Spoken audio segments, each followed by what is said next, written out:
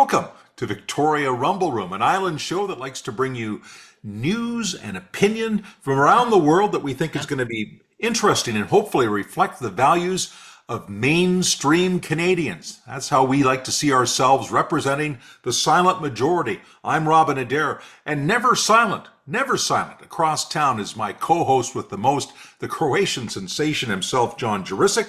And Johnny, we've just had the Prime Minister in town, and he was waving at the crowd, waving the Liberal flag, and waving a lot of cash. Lots of cash being thrown around the country. Millions of dollars for housing. We'll talk more about that in a few minutes with Casey Edge from the Victoria Residential Builders Association. But Justin Trudeau was also here to roll up his sleeves. And within that, public remarks talked about the carbon tax, and reflected in this new video. Do you live in one of these provinces? Do you pay taxes? Then you're getting money in your bank account. It's called the Canada Carbon Rebate, and it rebates you 4 times a year for the price we put on pollution. And it doesn't matter how much you make. If you live in an eligible province and pay taxes there, you'll get a rebate. But chances are, unless you live in a giant mansion and drive 3 big cars and therefore emit lots of carbon, you're getting more money back in your pocket. That's how the Canada Carbon Rebate works. Interesting to hear from the Prime Minister. Of course, recently we had Carson Binda from the Canadian Taxpayers Federation on the program. He contends, and he shows the facts and figures, that over half the money taken in for the carbon tax these days goes back to government, and who knows where that money is being used. So we're talking about $1 billion annually in British Columbia alone going right back to government. And, many would call that a tax grab. A tax theft. Carson Binda always draws plenty of viewer mail, including some terse words from our regular federal Liberal booster, Laurie. Hi, Laurie. How you doing? Back from the chamber days. Laurie writes, those gas taxes are to help pay billions in roadwork, bridges, and tunnels. Robin ran for government that brought it in. Did the BC Liberals pluck the carbon tax out of the air, or is it only bad because the Liberal Party of Canada is doing it? Well, an interesting slice on this thing, Laurie, and what I would say is we don't in fact know where that $1 billion is going, although the government likes to tell us where they say it's going, but there's very questionable stats on all of that about how that money is being used. And yes, I ran for the BC Liberals back in 2009 in Saanich South, where I narrowly lost to Lana Popham, and it was a good, clean fight, just for the record. Yes, the BC Liberals were the first government in Canada to introduce a carbon tax. And when they did that, the carbon tax was cost neutral. The money went directly back to taxpayers. But it's changed now, both in BC and in Ottawa, where half the money goes back to government coffers and a bit of a windfall. So yes, I continue to speak out on this issue. But Laurie, as always, I appreciate hearing from you. Yeah, I might say sarcastically suggest more than half. However, what did Justin Trudeau avoid talking about during his trip to BC's West Coast? Any ideas? Israel. And the angry, threatening rhetoric we're hearing at pro-Palestinian rallies these days, including praise for Hamas and praise for attack of Israel back in October. The Prime Minister is largely silent on all of this. But stepping up to speak his mind is a councillor from the South Island. That's right. We're talking about Colwood Councillor Ian Ward, and he's just announced that he's going to be seeking the nomination to run for the federal Tories in the riding of Esquimalt, Saanich, and Sooke. So we don't know yet whether he'll be the candidate, but he is seeking that opportunity. In the meantime, he's been, as you say, John, very outspoken about Israel and maintaining Israel has the right to exist as a nation. Now, he also believes that the Palestinians deserve to have a nation state as well. He just doesn't say that it should be operated by Hamas. In fact, he believes that Hamas must go, as do many other neighboring Arab states. And he's just back now from his tour of Israel and ready to talk. Let's zoom Ian Ward in. Now, joining us in the Rumble Room, thankfully, back from Israel, as hostility in the Gaza continues and conflict with Iran escalates, heats up, is Colwood Councillor Ian Ward. How you doing? I am well, John. Thank you. Appreciate it. Glad to be here. I understand getting home wasn't such a cakewalk. And why did you go? Well, yeah, that's a lot to unpack, John. So no, getting home was certainly not a cakewalk. That's a story, let me tell you. But why did I go? Try to keep it succinct. Something obviously since October, I've always had an interest in Israel. To be clear, I've got a Jewish family by marriage and Jewish friends, and just a beautiful country, the land of milk and honey, right? So always wanted to go there, but certainly under different circumstances. This time, I wanted to go and develop a greater depth of understanding about what happened around October 7th.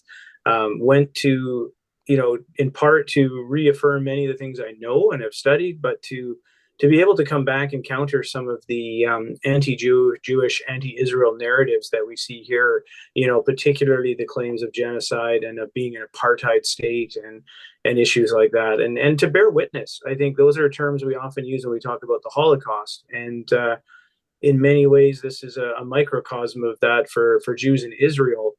This is their 9/11 or worse. They call it 10/7 there. And so I went to bear witness, really first and foremost, to truly understand that, just understand more about an issue that the Western media has maybe moved past a little bit, but in Israel is still very raw and very visceral to people there. I just admire, Ian, that you were willing to take the risk of going. And I, as a Canadian, really appreciate that you did this in some ways on our behalf. I'm one of the people that appreciated it anyway. Now, the pro-Palestinian rallies, they're always yelling about the Israelis being settlers and colonists. It's very much like what they accuse the majority of British Columbians to be in BC, for that matter, colonialists and exploiters of people that are indigenous, in this case, the indigenous being, in their minds, the Palestinians. So do you hear that kind of rhetoric when you're in Israel, and how do people in Israel themselves react to that kind of rhetoric? Well, I think there's confusion. I mean, there's a certain cynicism. I mean, Israelis are used to losing the propaganda war at the UN, and when you've got China and Iran and countries like that in charge of the Human Rights Council, I mean, what do you expect, right? But Israelis, I think, have a difficult time understanding why people in the West buy into this when the history is all around you there, right? Thousands of years of Jewish history on this land, and tablets being dug up, in archaeological sites that are thousands of years old, written in Hebrew, the Jewish language. So very much a different scenario than what we see here in North America. And I see that you went to the site of the outdoor festival in southern Israel where the horrific Hamas attack took place and hundreds were wounded, killed, perished. We see that Israelis have held huge rallies demanding that their government negotiate and get these hostages home, the ones that are still alive. Is there any hope of this happening? Well, I think you always have to have hope. And I think, I met with family members of hostages that are still being held somewhere in the tunnels in Gaza. And they have to have hope, right? I mean, John, I think if it was your family member, or myself, my family member, you, Robin, I mean, you want to believe that your loved ones are alive. Obviously, I think hope is fading. I mean, it's been 6 months. Some of the elderly folks in particular had medical issues, where many were injured in their kidnapping, and you kind of wonder, well, what if? But Israelis have hope. I think there's frustration, to be honest, like any democracy. There's frustration at the government, at how they've conducted the war, the priorities that they've placed, and they talk about the lack of a plan for kind of the day after. What happens if when we exit Gaza, or where do we go? Nobody wants to see a reoccupation of Gaza, as it was prior to 2005. They know that that's not the way forward. I think there's a hope that the hostages can be released somehow, and with that somehow will come likely an Arab-led peacekeeping force, with Saudis and Jordanians and others who, stepped up in the defense of Israel recently, as we know. But there has to be an Arab solution to what really is an Arab crisis in the region. Well, that would be a great outcome. You know, it's interesting how people perceive what you're doing and who those people might be. I think about why you would get invited to support Israel because of some of your very outspoken comments about people like Susan Kim, the Victoria councillor, when she signed that open paper that was so critical of Israel and said a lot of things that were they're not kind at all to the Israelis in that conflict with Gaza. And this, of course, happened right after the invasion in October and the death of 1,200 people and the beginning of terrible hostilities. And there were people at the time, because you spoke out against Susan Kim, you condemned Susan Kim publicly. They said, "What are you doing? Attacking somebody in a neighboring neighborhood. You know, you're a counselor from Colwood. Why aren't you attending to things and issues in your own backyard?" And then these same people now might be wondering, what's a Colwood counselor doing going to Israel right now and talking about the Middle East? Why isn't he talking more about what's going on for ratepayers in Colwood? What's your response to that? Well, firstly, I would say, Robin, yeah, I would tell people I have the intellectual capacity to do more than one thing. You know, I know us men aren't known for multitasking sometimes, but you know, I have a day job as an executive in a healthcare organization. I'm a Colwood councillor, which is a part-time job, something I know Victoria might feel differently about. But you know, I have the ability to also, you know, manage affairs and look at things globally. So how I get involved, of course, as you said, the Susan Kim issue is part of it. And I think I have a moral obligation to speak out. And Robin, I think I summed it up this way when folks in Israel said the same question, well, why are you here? And I said, well, I shouldn't be.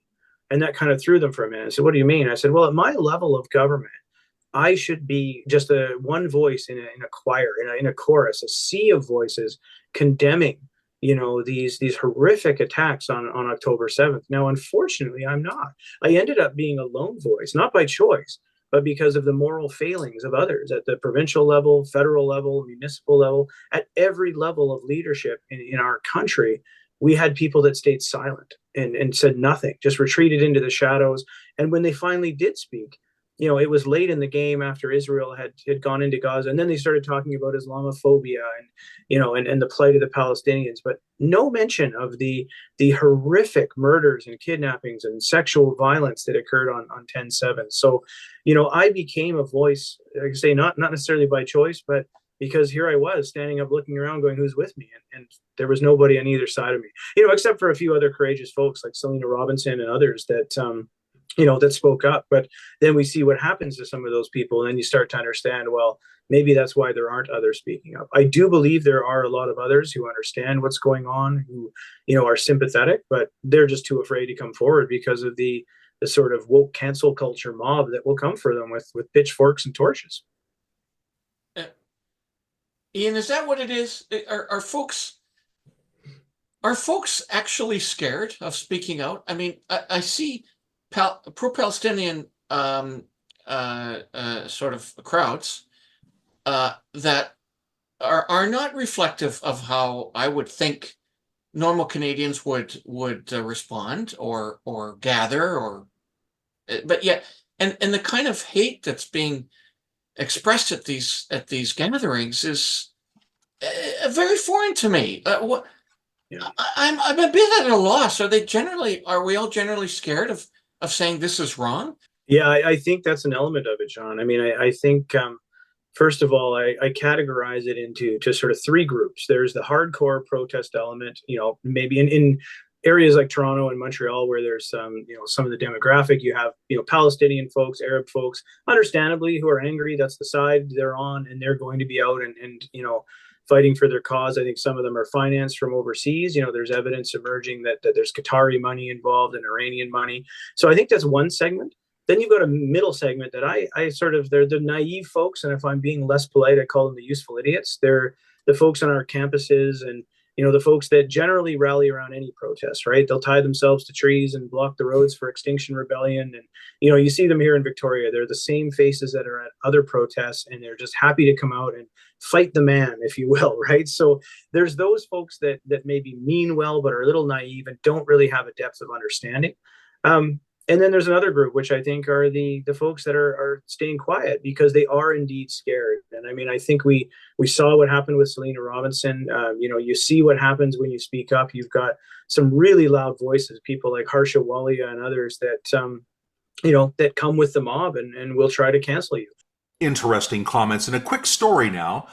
My wife and I were scheduled to take a trip this year, a cruise, where we were going to go from Greece to Egypt and then for several days to Israel.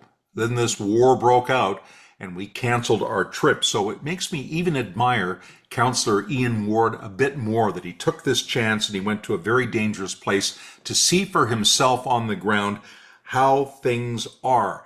And it's interesting that we had spoken earlier with him and others about the Israelis being labeled as colonists and settlers in the Middle East, and in comparing their lives on the Levant, in what we now call Israel, to what goes on in Canada, and the fact that many activists regularly call most Canadians settlers and colonists, and they like to say that we willfully stole the land of the First Nations. And this all merited a response from one of our many valued viewers. Casey had this to say: "It's just asinine calling people who are born here colonists and settlers.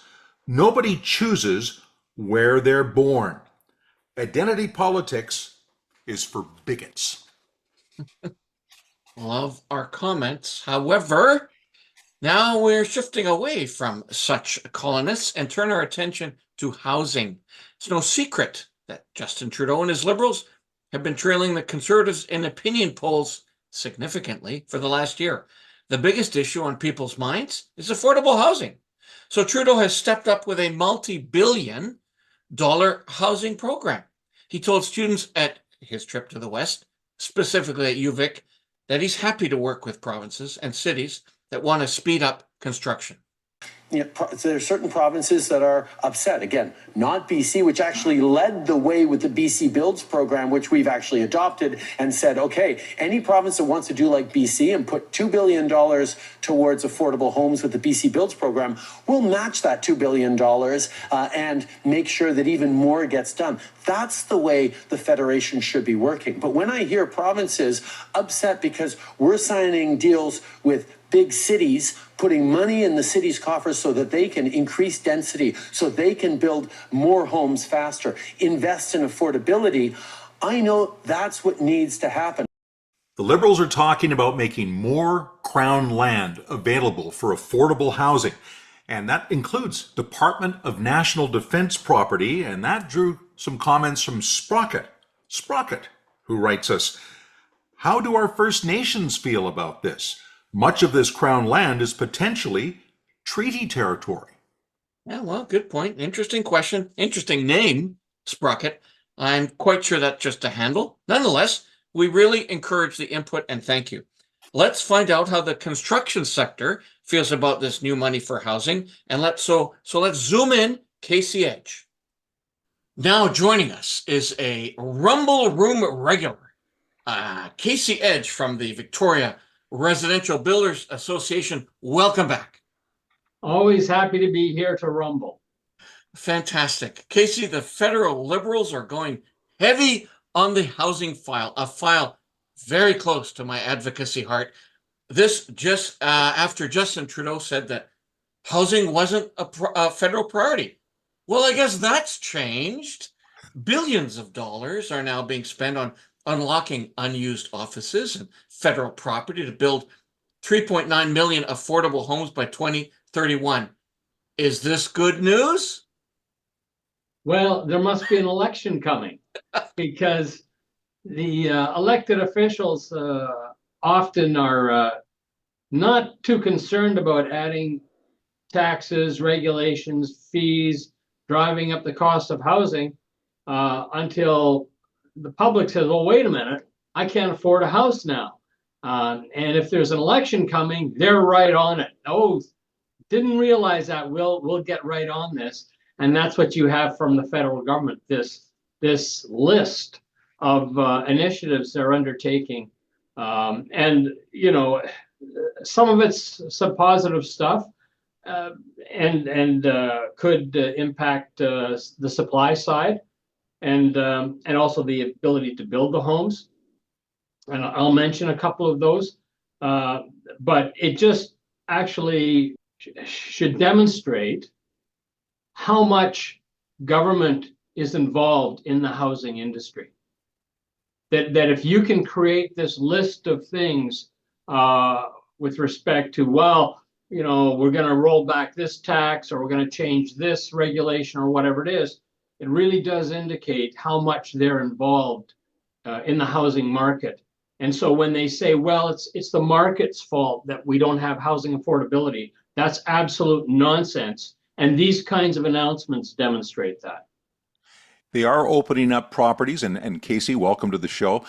They are opening up properties like post office properties, other government buildings that aren't currently occupied. They say they can repurpose that, move the land, recreate more housing that way. And they're talking about Department of National Defense property. And boy, we've got tons of that in Greater Victoria, especially in Esquimalt. You know, what do you think of that? Do you think that that is really in play, and we're going to see big changes in the very near future on our D&D land? Well, we have actually advocated opening up Crown land, government land, for many years. 94% of British Columbia is Crown land. So it is important that the government free up some of this land to create housing. So that's a positive. The question is, in which municipality is this land, and will the municipality rezone it? So it's one thing to say we're going to do all this good stuff, but we keep in mind that the people who really control supply are the municipalities. And in fact, one of the most critical things that was done recently by the BC government was to enable projects to move forward without public hearings if it met the official community plan. And that has actually prevented some councils from obstructing housing in our region. So we'll see what happens with the land that the federal government owns. Casey, let's start looking at some of the list that's been provided, list of actionable items by the feds. Buildings have always needed investors. They always need money to build these things. And some of these investors with deep pockets are about to be hit with a new capital gains tax that hit 66% on income over $250,000. How will this new capital gains tax be felt in the housing development market? Well, you know, this is the erosion of private property in Canada, and it's been going on for some time, not just at the federal level, but at the provincial level as well, whether it's speculation tax, foreign buyers tax, underused housing tax, all these vacancy taxes municipally. They, through these taxes and fees, they have significantly boosted the cost of housing in Canada. So this idea that, you know, we're going to tax our way to more affordability, it's nonsense. When the BC government announced that several years ago, that didn't work. So now they're on the supply bandwagon that we had been advocating for some time. These additional taxes on property are junk. It's just treating housing as a cash cow, and it's got to end. But more importantly, personally, the erosion of private property rights in Canada is significant right now, and that's something for future Canadians to be aware of. On the other hand, I guess it is going to make a lot of young people who cannot get into the housing market, the affordability's gone right out the window, it gives them some hope, and that's what the federal Liberals are really hoping for, to get that support very quickly over this next year so they can get reelected. So, but at the same time, perhaps that's what it takes to get the right decisions made. I mean, for us to build the housing that's needed, that's affordable for young people who are feeling that they've been totally shut out by, frankly, people our age who've benefited over the years from the market the way it's been, and now are reaping those rewards, but people coming up behind us just can't afford to get in the game. Right. Well, the devil's in the details, though. So the government, the federal government announced a $6 billion program to upgrade infrastructure for all this new housing that's being built. But one of the criteria is that you have to put a cap for 3 years on development cost charges. Well, the BC government just expanded development cost charges for municipalities when they announced their density program. And while EB has been saying yeah, we support this and we're going to be all over this. I haven't heard him say we're going to tell the municipalities that they have to put a cap on DCCs. I have not heard any media outlet ask EB, are you now telling these municipalities they have to put a cap on DCCs? So, again, let's see what happens here. We have been advocating a cap on DCCs for years. But as I say, the BC government just went ahead and actually expanded DCCs. Casey, I am going to, with my great powers from the Victoria Rumble Room, make you Prime Minister for a day. What would be the 3 most significant actionable items that you would implement to change this housing market and make housing affordable to more Canadians? Well, we have advocated mandatory regional planning for communities like Greater Victoria. You can't have 13 official community plans. You have to have one regional plan for housing, transportation, all of that. So municipalities would be required to engage in that, and the provinces would be required to engage in that. Now that's a problem because municipalities are the children of the province. So the federal government would have to find a way to make that happen.